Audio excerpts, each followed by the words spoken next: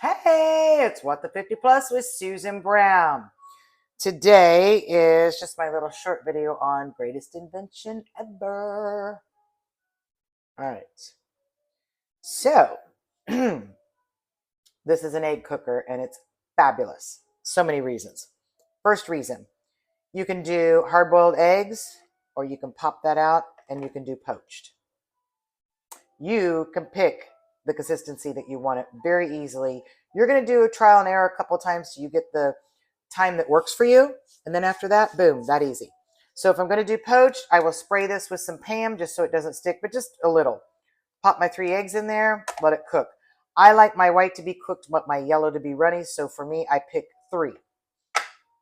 Boiled eggs. Look how many you can do. So awesome. I like to do this many when I'm doing it. Typically, I'll do this because I'm going to use it in a recipe. Like later, I'm going to add this to a soup recipe that I have.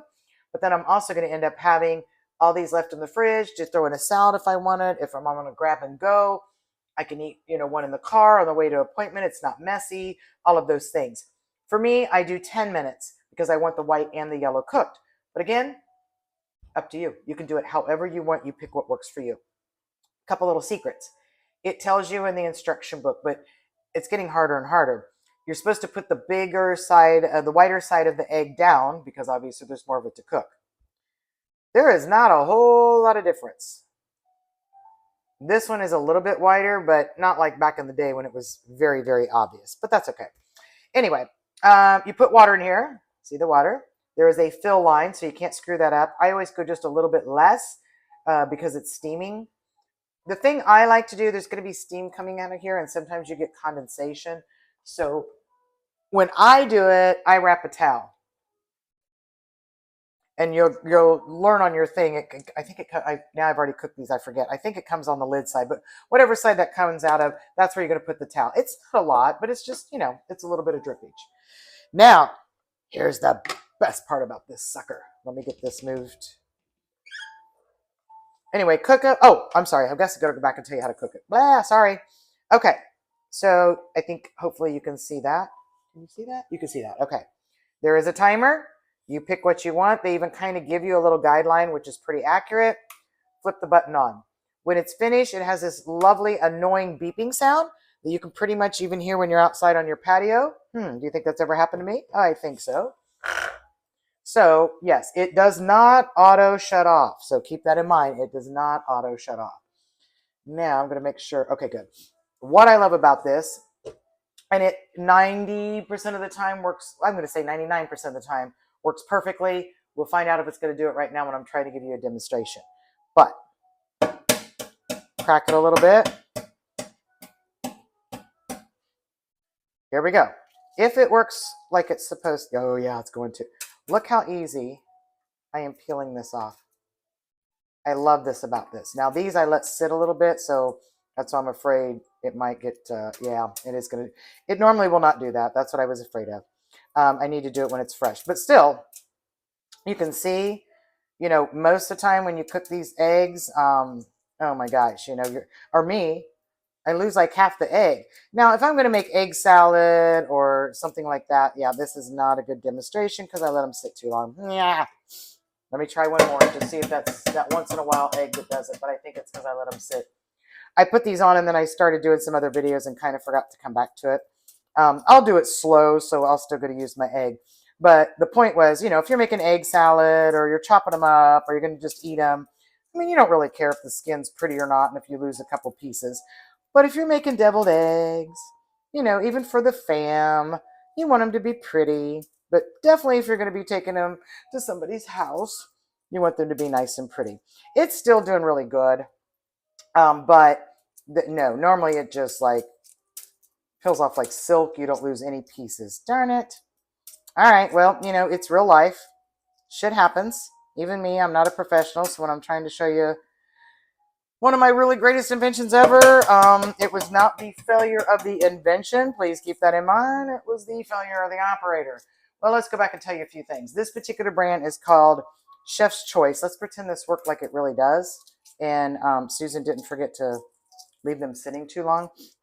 Okay, here we go. Okay, you know what? Okay, now you're seeing it. It may have been just a couple eggs.